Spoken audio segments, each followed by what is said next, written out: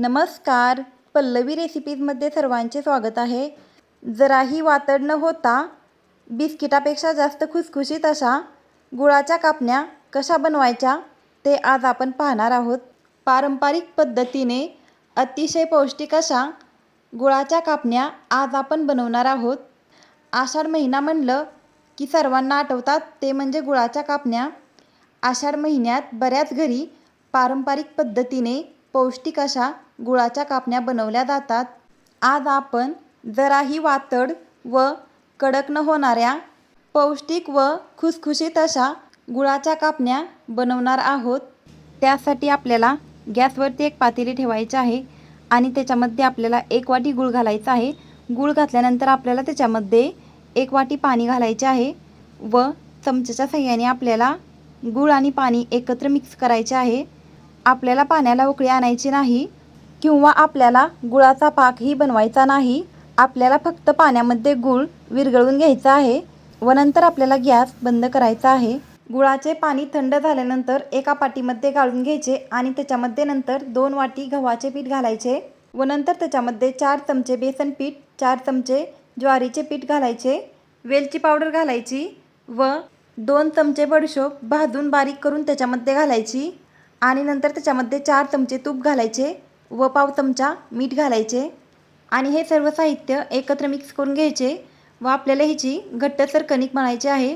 गुळाच्या पाण्यामध्ये जेवढे गव्हाचे पीठ बसेल तेवढे पीठ आपल्याला त्याच्यामध्ये घालायचे आहे आणि आपल्याला त्याची कणिक मळायची आहे. तर इथे मी अजून अर्धी वाटी गव्हाचे पीठ घातले आणि कणिक मळून घेतली. कणिक मळून झाल्यानंतर आपल्याला त्याच्यावरती 1 ते 2 चमचे तूप घालायचे आहे व अजून एक वेळेस आपल्याला ती कणिक छान अशी मळून घ्यायची आहे व नंतर त्याच्यावरती झाकण ठेवायचे आणि 10 ते 15 मिनिटासाठी आपल्याला ही कणिक भिजत ठेवायची आहे. 15 मिनिटानंतर त्याच्यावरचे झाकण काढायचे आणि अजून एक वेळेस आपल्याला ही कणिक मळून घ्यायची आहे. एक मोठा गोळा घ्यायचा व त्याचा गोल हुंडा बनवायचा आणि आपल्याला पोळपाटावरती तो हुंडा ठेवून त्याची चपाती लाटायची आहे. चपाती आपल्याला जास्त जाडसरही नाही किंवा जास्त पातळही नाही, अशी मध्यम जाडीची लाटायची आहे. आपल्या रोजच्या चपातीपेक्षा आपल्याला ही चपाती थोडीशी जाडसर लाटायची आहे. निम्मी चपाती लाटून झाली की नंतर त्याच्यावरती आपल्याला खसखस घालायची आहे.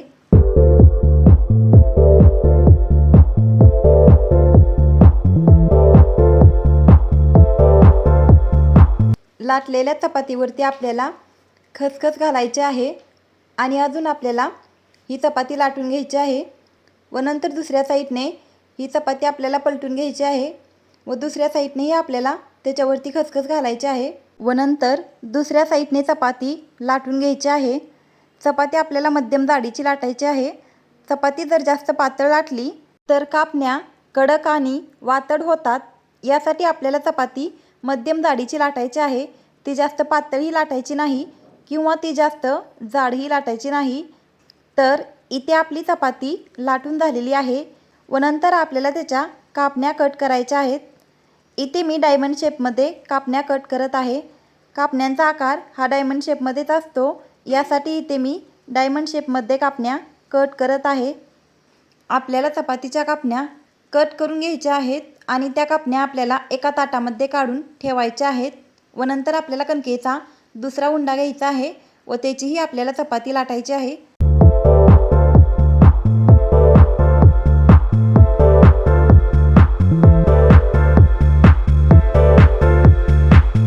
दुसरी ही चपाती आपल्याला मध्यम जाडीची लाटायची आहे. निम्मी चपाती लाटून झाली की नंतर त्याच्यावरती आपल्याला खसखस लावायची आहे.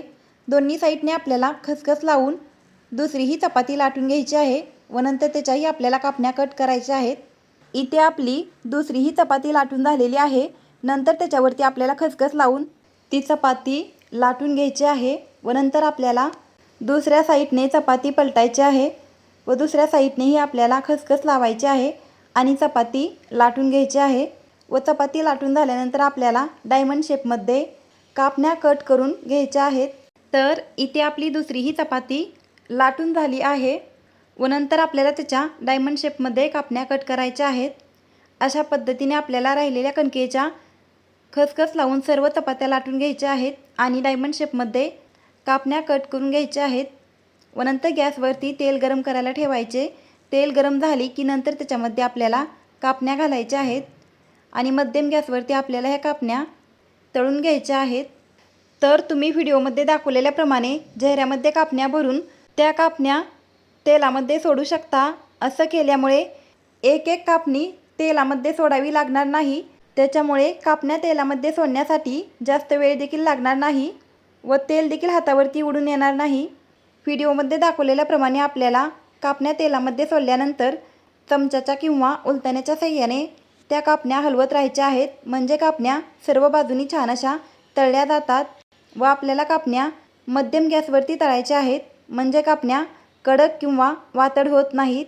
व्हिडिओमध्ये दाखवलेल्याप्रमाणे कापण्यांना छान असा रंग आला की नंतर आपल्याला कापण्या चेहऱ्यामध्ये काढून घ्यायच्या आहेत आणि त्याच्यातील सर्व तेल निथळून काढायचे आहे आणि कापण्या आपल्याला एका ताटामध्ये काढून ठेवायच्या आहेत व नंतर आपल्याला दुसऱ्या कापण्या तेलामध्ये तळण्यासाठी सोडायच्या आहेत व त्याही कापण्या आपल्याला तळत असताना हलवत राहायचे आहे, त्याच्यामुळे कापण्या सर्व बाजूनी छान अशा तळल्या जातात व कापण्यांना छान असा रंग देखील येतो। कापण्या तळून झाल्या की चेहऱ्यामध्ये घ्यायच्या व त्याच्यातील तेल निथळून काढायचे आणि कापण्या आपल्याला एका ताटामध्ये ठेवायच्या आहेत। अशाच पद्धतीने आपल्याला राहिलेल्या सर्व कापण्या तळून घ्यायच्या आहेत।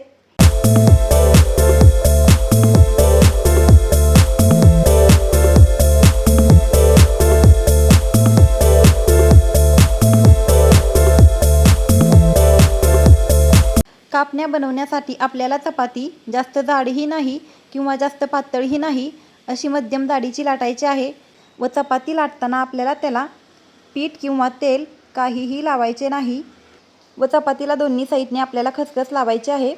खसखस लावल्यामुळे कापण्याला टेस्ट छान येते व कापण्या दिसायला देखील छान दिसतात व आपल्याला कापण्या डायमंड शेपमध्ये कापून नंतर त्या कापण्या आपल्याला मध्यम गॅसवरती तळायच्या आहेत। कापण्या जर कमी गॅसवरती तळल्या तर त्या कडक आणि वातड बनतात, यासाठी आपल्याला कापण्या मध्यम गॅसवरती तळायच्या आहेत किंवा कापण्या जर फुल गॅसवरती तळल्या तर त्या कापण्या वरून लवकर लाल होतात व आतून त्या कापण्या कच्च्याच राहतात, यासाठी आपल्याला कापण्या मध्यम गॅसवरती तळायच्या आहेत। इथे आपल्या बिस्किटापेक्षा जास्त खुसखुशीत, पारंपरिक व पौष्टिक अशा गव्हाच्या पिठाच्या व गुळाच्या कापण्या बनून तयार झालेल्या आहेत। तुम्हाला ह्या कापण्या आवडल्या असतील तर व्हिडिओला लाईक करा व चॅनलला सबस्क्राईब करा। धन्यवाद।